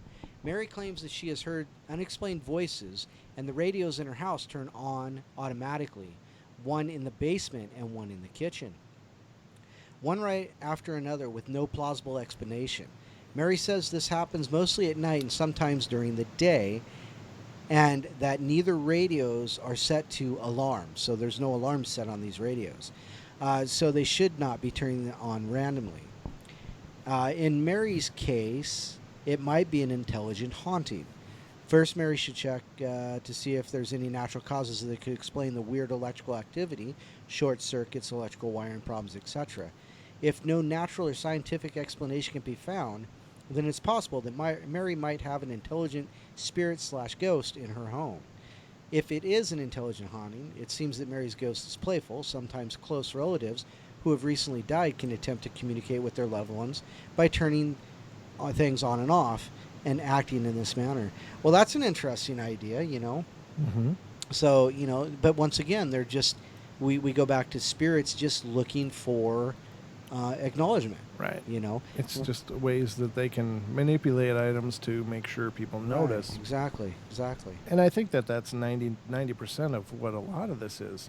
I think that for some, let's say there's a spirit that's kind of in limbo. It's still in a place. It hasn't really crossed over yet. And what a very tragic existence. And to see people wandering around, not aware of you, you yell, you scream, you're waving your arms, and nobody acknowledges that you're there. And, you know, then I think that, you know, they realize that they're energetic beings and figure out how to do things. Maybe they talk to each other. I don't know. Yeah, you know, like, hey, check this out. Do this. You know, really? Okay. It's like a bunch of old people sitting around playing cribbage. You know what we should do? Right. Yeah, exactly. They get together on the, you know, the coffee shop and figure things out. But I don't know. Pastry shop. It's kind of like the movie Ghost, where, you know, what is that guy's name? Patrick Swayze. Yes. He's like learning from that crazy guy on the train how to move things.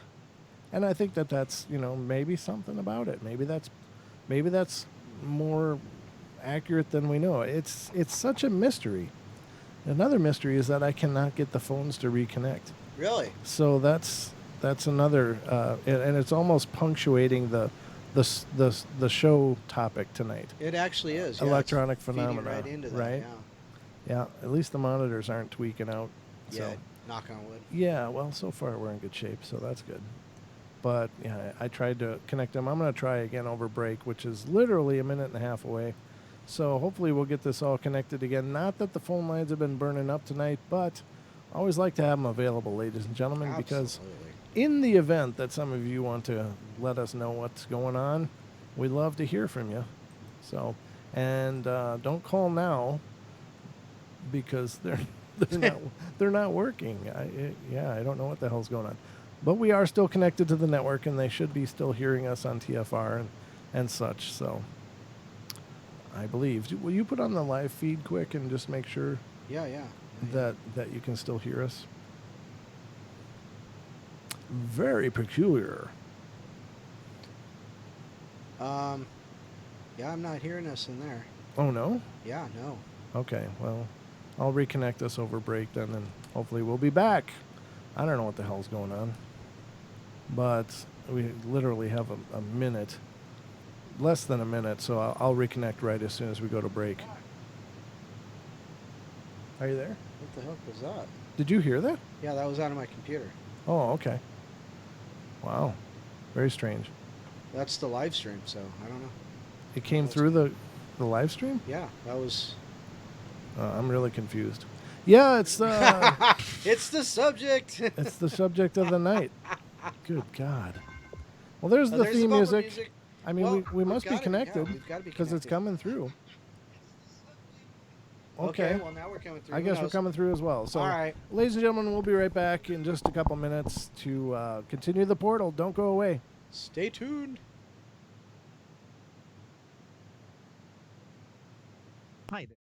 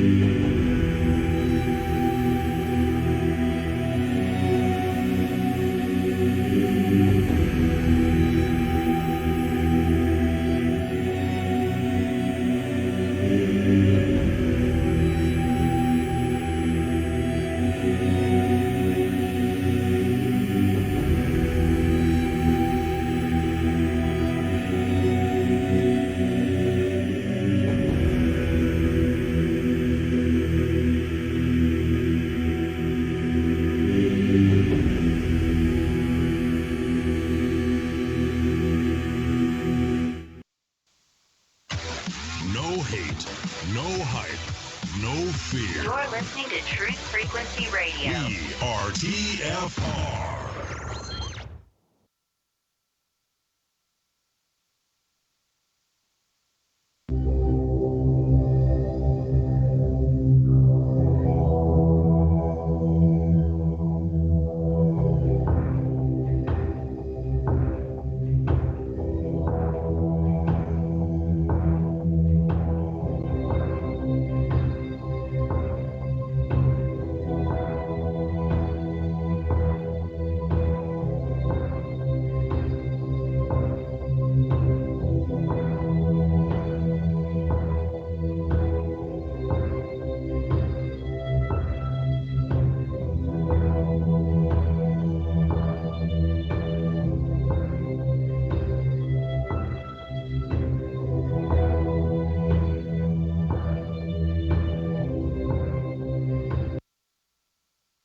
And ladies and gentlemen, welcome back. And thank you for being here. We are all reconnected now. The portal is underway. The phone lines are live again, so if you wanted to share anything of your own, I should probably look at it once in a while, but it is connected. So if you would like to talk with Don or myself, it is 213-233-3998. Again, 213-233-3998. And we are burning the night away talking about the electrical phenomena that seems to be prevalent during paranormal encounters. And several theories have been thrown around, several people responding to it in the chat room as well, and some really great insights. And it's just, it seems to me to go hand in hand. Electrical phenomena has, and it seems that whomever hangs out here in the Portal Studios making life interesting decided to have a little electrical phenomenon of their own. So thanks for that, and thanks for punctuating the show. And I should have turned on the spirit radio. Spirit, yeah, we got to remember. We just got to start remembering that. Yeah, well, it's it's kind of a noisy thing though. I've got it set now so that it's much quieter, but still haven't caught anything profound coming through it yet. So hopefully sometime something really cool will come. But I spent hours and hours listening to it today as I was working on the video stuff, and just hums and clicks. Otherwise. Not that I'm saying it doesn't work, but apparently mine don't know how to talk to it. So it's kind of like me and my microphone. Is this thing live? Yeah, well, with you, it's anybody's guess if you're going to be able to talk in the next sentence or not. You seem to have quite a journey with using the microphones. Yep. But that's the portal, ladies and gentlemen. But we are talking about electrical phenomenon and the paranormal tonight, and we are reconnected, as I said, so... We should be good. All right. So I read that one. I just want to make sure. Did I miss anything down here? No. All right. Let me close this one. I got to remember to close these. Otherwise, I just have this train wreck of read stories. And what did I read? What didn't I read? Oh, man. So, no, there's nothing related there. So let's move back to here. All right. So... Okay, this one sounds kind of wild. Here we go. Electrical buzzing blowing on my face and my stalker. Well. Saturday, 18th of June, and this was from 2011 from the United Kingdom. It was one of those weird days, rain and shine all day. Boy, did it rain. The wind was strong. We even had some thunder. I actually love the rain, and I love it when it goes dark and the rain is crashing against everything, followed by thunder and lightning, but that's me. Always attracted to the dark, always will be. So, on with my encounter. My brother came around at 6 p.m., and the three of us, me, my partner, and my brother, ended up, as per norm, when my brother comes around watching films. Watched Kung Fu Panda 2, hehehe, gotta love the panda. Whilst watching the films, shadows kept grabbing my attention.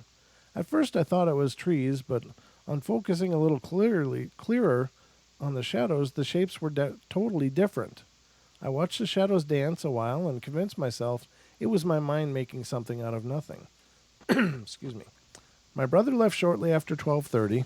My partner decided he wanted to watch a little TV, and I decided I needed to hit the pillows. I closed the windows in the living room, left one ajar, reminding my other half to remember to close it. Got my partner a pillow so he could lie on the sofa, switched the lights off, and put the lamp on for him. Gave him a kiss and off to bed, or waddled rather, off to bed, turning the hallway light off on my way to the bed. I changed into my night gear and jumped into bed. I don't know why this particular night or morning I tossed and turned more than usual. I just could not get comfortable. Eventually I lay with my back to the wall. I closed my eyes and tried to sleep but couldn't. First off, the TV was too loud, so I jumped out of bed, went to the living room, and asked my other half to turn the volume down. I happily waddled off to bed again, jumped into bed, tossed and turned, found a position I was comfortable with, and closed my eyes. And this is where it got a little freaky. As I was lying in bed with my eyes closed, I heard a buzzing noise. I lay there listening carefully, trying to establish where it was coming from. It was definitely an electronical appliance. I opened my eyes and listened. For some bizarre reason, I thought my partner had decided to work late, and it was his PC fan I was hearing, only to realize he was actually still watching TV. I got up and went into the kitchen, and heaven knows why, I opened the fridge and turned the temperature down and went back to bed. So there I am lying in bed, eyes closed, thinking I had sorted out the buzzing noise, only to find out I hadn't. I was so tired, I thought, screw it, buzz all you want. I fell asleep.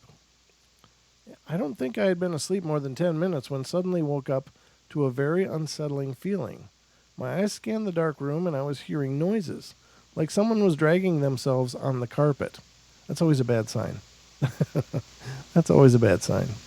My eyes adjusted to the darkness and I quickly started scanning the corners of the rooms, only to find when I got to the door, which I had left open, I swear I saw a white apparition turn slowly into smoke. I blinked not once or twice, but 3 times. Were my eyes playing tricks on me? Yes, they were.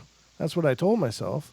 I could still hear the TV and the light of the lamp lit in the hallway nicely for me to close my eyes again, which is exactly what I did, even though I was absolutely crapping myself seeing the white apparition.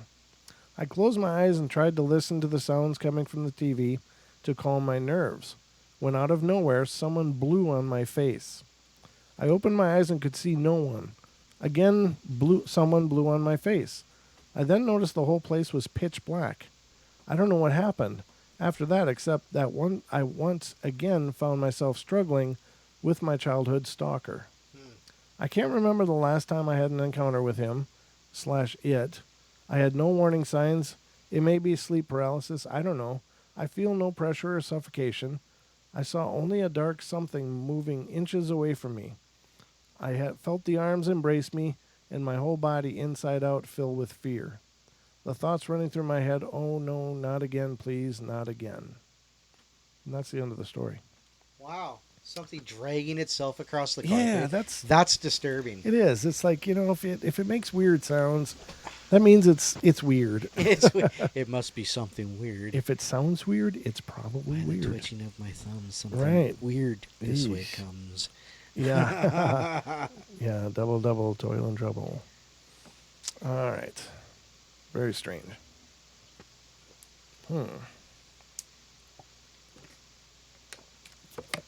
I felt the wave. Felt the wave. Okay. You got one? You want to try it? There's another, let me read this here. It says, so in reference to that story I read about the radios turning themselves on and off, a commenter said, I've had a lot of weird experiences. When I was pregnant with my son, who is now almost 5, it was Father's Day or something like that, and I was at my brother's house for dinner with family, around 3-ish. I felt an anxious need to leave, so I left and was listening to a Moby CD. Well, that's scary enough. And just started to cry and cry and cry. This could easily have been attributed to hormones because I was pregnant. However, what happened next would prove it was more than that. I started driving and driving until I found myself at a cemetery. I began to walk a few feet and found myself standing over my godfather's grave. He had died 4 years earlier because we lost touch, my family and I didn't know where he was buried. We were very, very close when I was a child, But because my parents and he grew apart when I was 13 or so, I hadn't seen him much since then. Lately, there's a stereo in my family room that keeps turning itself on at all times of the day and night and a couple times a week. That could also be attributed to the TV near it, but sometimes it turns on the TV, but sometimes it turns on when the TV is not on. Once it turned on full blast about 3 or 4 a.m. while I was working. No one else heard it or was awakened by the noise. I went downstairs to turn it off. Last night, an electric pencil sharpener went off at about 2 a.m. It was going for about an hour. Electric pencil sharpeners don't usually work unless there's a pencil inserted in the sharpener, and no one was awake. I tried to ignore it and turn it off for periods of time for about an hour. I don't know what's going on. That's weird. Yeah, because electric pencil sharpeners have a switch in it. When you put the pencil in, it connects the switch and turns it on. That's interesting. It is. Wow. Very. Very strange. And yeah, I've never seen a pencil sharpener, an electric one, that doesn't have that manual trigger in it. Yeah, have to. Yeah. So very cool. Very wild. Very bizarre. Man, I tell you what, I'm cooking. Yeah, it's hot here. It's a steamy one up here in the Portal Studios, ladies and gentlemen. But we are still just going to suffer through it because we love you. We love you, and we love the Portal. We love doing this. So what's not to love? I don't think anything, right? There's nothing not to love. Right. Yeah, exactly. That's where I was at. You can comment all you want, but Electrical fault or spook. There you go. This is a that might one. take us in. That might take us to the break. It's going to be a long one, but I'll do my best. There's no break. Or, I mean, take us to the end. Yeah. We got 14 minutes. Okay. Should be able to do it. My boyfriend and I made ourselves comfortable on the couch. I got 2 pillows and a blanket, switched on the TV, browsed through the channels to see if there was anything good on. It was between 2100 and 2300 a.m. Inky, our cat, was happily purring in his little house. Sky Premiere was showing one of Angelina Jolie's films. Sorry, I can't remember the title, but it was a good film. The film was intense, and we did not move once until it finished, which was around 12:30 or 1 a.m. I decided I was going to bed, so I kissed my boyfriend goodnight, and off I went to bed. I passed out more or less straight away, but only because I had the light from the living room shining into the hallway, as well as knew my boyfriend was still watching TV. I got up in the morning. My boyfriend was already awake and working away in the studio. I asked him what time he got up, and he said about 4 in the morning. He then asked me if I had gotten up and switched the television off. I said no, to which he replied, "Don't mess around. You did not want to wake me up, so you switched the television off and the sky and went back to bed." Again, I told him I did not, and that I had passed out completely as soon as I hit the bed. He was convinced that I had switched off the television and the sky, so I left it at that. My son goes to his grand's on Friday and comes home on Sunday. My son returned home on Sunday at about 16:30 p.m. Love the military time. I made dinner, and by 18:30 p.m. we had all eaten. My boyfriend went back to the studio, and my son and I decided to play Assassin's Creed on the computer for an hour or so.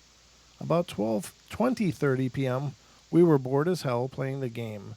He switched the computer off and went back into the living room to check out what was on TV after browsing a few channels and finding nothing to watch. We left the news channel on, and I was happily sitting there watching BBC News. My son took Inka's basket to his room. I decided, or Inka, and then he decided Inky would sleep in his room that night. Inky always sleeps with me on the bed. It does not matter where our cat falls asleep, he will always end up sleeping next to me. I told my son to leave the door slightly ajar so as to allow Inky to go and eat if he needs to. It was coming up to 21:45 p.m. My son decided he would hit the sack, and he took the cat, and that was him gone. My boyfriend came into the living room and made himself comfortable next to me, and he watched the news for a while before putting on a movie. I sat and watched TV with him for about half an hour, after which he decided to hit the sack. I had work the next morning, and I gave my boyfriend the pillows so he could lie comfortably on the couch before kissing him goodnight. I closed all the windows, checked everything was switched off, and checked on Inky to see if he was okay. All done, I kissed my boyfriend goodnight and went to bed. I woke up at some point. I looked at the clock and it showed 1:45 a.m. I heard movement in the living room, and knowing that my boyfriend was in there and it was probably him, I went back to sleep. I woke up at 5:45 a.m. and Inky was lying next to me asleep. I got out of bed and went into the kitchen. My boyfriend was on the computer. I asked him what time he got. He said around 2 a.m. He was woken by a banging on the window. When he opened his eyes, he had fallen asleep on the couch. The TV was off, on standby, and the sky was on. When he went to look outside to see what the banging was, it was Inky. He was outside and wanting to come in. His first question was, did I switch off the TV? No, I did not. Second question was, who let the cat out? Guess again, not me. Maybe my cat went through the window. I explained I closed all the windows before I went to bed. Suspect that my son maybe let the cat out. He would not know until he was up. We would not know until he was up. My boyfriend said maybe there was maybe an electrical problem with the TV or Sky, or the batteries in the remotes were running low, so he would check it out, but that still did not explain who let the cat out. When my son got up, we asked him the same questions if he switched the TV off and let Inky out, and he said no. He had done neither of those two. We were baffled. My boyfriend was still convinced we were messing with him. My son and I joked that one of us must have astrally projected and let Inky out and switched the TV off. The next week went by with no weird happenings in the TV or the Sky. As for Inky, we were still baffled. Saturday, my boyfriend and I were up most of the night, and Sunday morning by 10 a.m., we were crumbling, so we both just plonked ourselves on the couch and fell asleep, watching the news. Inky was spooled out in the hallway, and I remember waking up at one point and changing the channel, and then falling back into a deep, snuggled up to my boyfriend. It says NB : our couch, if you lie in it, left, your feet are facing towards the hallway, and your head is on the rest, which is against the wall. We were, of course, lying on the right, so our feet were facing the hallway. The TV remote was on the floor near the doorway, and the Sky remote was on the floor next to me, both remotes opposite each other. The only way for me to pick up the TV remote would be to physically get up and get it, whereas Sky remote, as I said, was right next to me. A sudden feeling of fear overwhelmed me while I was sleeping, and I opened my eyes very quickly. As I did, the TV went on to standby. I don't know why I quickly grabbed the Sky remote. As I grabbed the Sky remote, the TV was switched back on. I got this feeling of a dark presence near the living room doorway and got up very quickly. Nobody there. Freaked out, I got up trying to rationalize what had happened. I could not blame my son or my boyfriend, so I thought Inky. As I walked into the hallway, he was still asleep. It was just past 12 noon, and I could not make sense of this. It had never happened before. I kept thinking of how many times it had happened to my boyfriend, and now I just experienced it, but also felt a presence. I did not bother going back to sleep. I tried to occupy my mind by trying to do other things. My boyfriend was still asleep. I tried playing Battlefield on the computer in the bedroom, but could not concentrate. I tried to browse the net. No good. Checked my emails, etc. I went back into the living room and just watched whatever was on the box. My boyfriend got up a while later, and asked how long I had been up for, and I told him a while, and told him what had happened with the TV and how someone had physically put the TV on standby using the TV remote. His comment was, "What the heck?" I told my son when he came home, and bless him, he started to check the remote controls and the switches and found no faults. Tuesday is a yoga class evening. My students arrived just a little past 19:30 p.m. I put the CD player on and the class went smoothly. The CD I put on had 8 tracks on it. The CD played fine until it got to track 8. The music stopped. I asked my student to continue practice while I checked the CD, and when I looked at the on-off button, it was on standby. The system had been switched off. Bum, bum, bum. So, again, a lot of phenomena with electronics, but that seems to be what they can do. Now we do have a call, and this is, I think this is Mike. All right, MCAT, you're on the air. Hey, everybody, it's MCAT.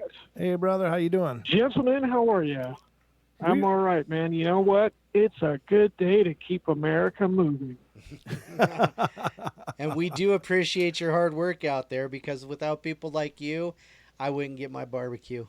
This is correct, sir. Oh, that's wonderful. So what's on your mind tonight, sir? Well, I got a real quick third-person story that kind of relates to what we're talking about tonight. Oh, excellent. Perfect. So this was from a buddy of mine back in 2003 that I used to work with this guy. Uh-huh. And he came in the shop one day and he said that last night when he got home, he and his wife were on a date, so he got home about 8 or 9 o'clock. And he got home and his raised stereo system was on. Mm-hmm. And he said the volume was turned all the way down, like between 2 and 3. It was like all really low, but still audible. Mm-hmm. And he heard what sounded like a heartbeat. Oh, wow. Ooh. Wow. And he said, yeah, no, and turned it off. And so I said, so then what happened? He goes, it turned itself on in the middle of the night, and it was a child's voice. Oh. Ooh. Ouch. And I'm like, oh, dude, not good. Hey. That's crazy. That is I creepy. said, so then what happened? He goes, yeah, I got stereo in my garage. I'm not putting it in the house anymore. I'm like, oh man, that's bad. Oh, it is. It's creepy, and I think that for the most part it's benign, but if you're hearing a small child as well, that just goes all the way up to 10 on creepy. Yeah, that's no es bueno, my friend. That's not good. Yeah, no bueno. No fine, not at all. Nope. Yeah. Wow, that's crazy though. And that's the kind of spot where we want to, turn on your tape recorder and just try to catch EVPs. I mean, see what happens there. You know about that. I mean, you sent us that EVP we played earlier, so yeah.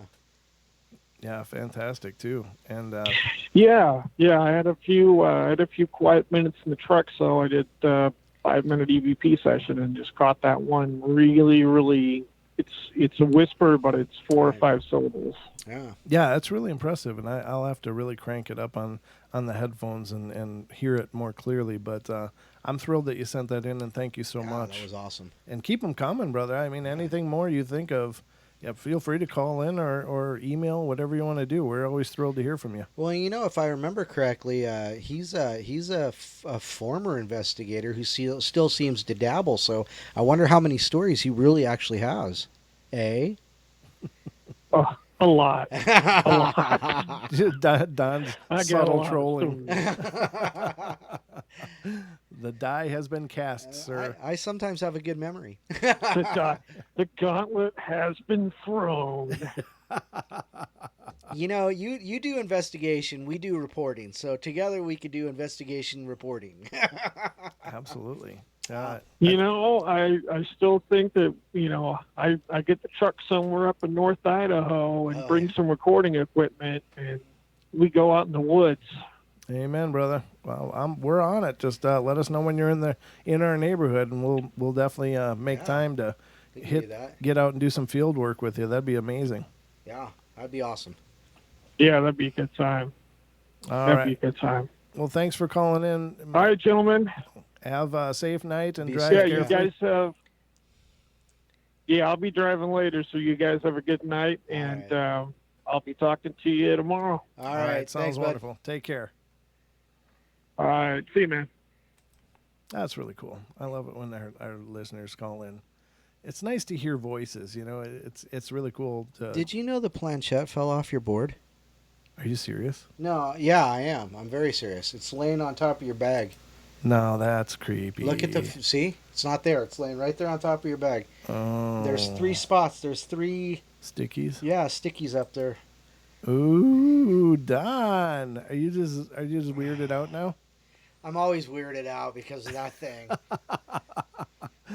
Well, they do caution against leaving the planchette on the board when it's not You being think?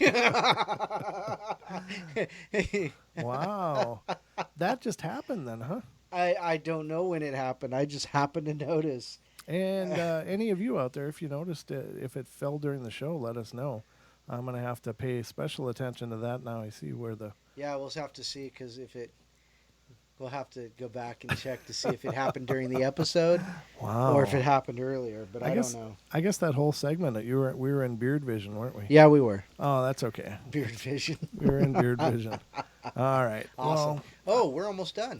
We are, ladies and gentlemen. That about brings Wow. us to the end of our Friday episode. I'm going to have to look back at the footage and see if that fell down during our broadcast. That's pretty bizarre. Kind of creepy. A whole different level. I guess I can see saging in my future. In the near future. Yeah, like maybe tonight before I go to sleep. And the microphone hasn't messed up since I was holding it for a little bit there. So, well, there you have it, ladies and gentlemen. Never a dull moment, but nope. We will be back again tomorrow night. So I hope you guys tune in then. We love you all. Thank you so much for being a part of the portal, and thank you for spreading the word about the portal. Please share it with anybody you know that might be interested in the paranormal themselves, because here we are. The more that find out about us, the bigger we can grow. So we love you all. Be good, be kind, be nice. Take care of each other. Help each other out. And we will see you guys tomorrow night. So we'll talk to you soon. And until then. Oh, stick around for Jimmy Jean Into the Microcosm coming up next, ladies and gentlemen. You're on TFR, iHeart, TuneIn, TalkStream Live, and we'll see you tomorrow.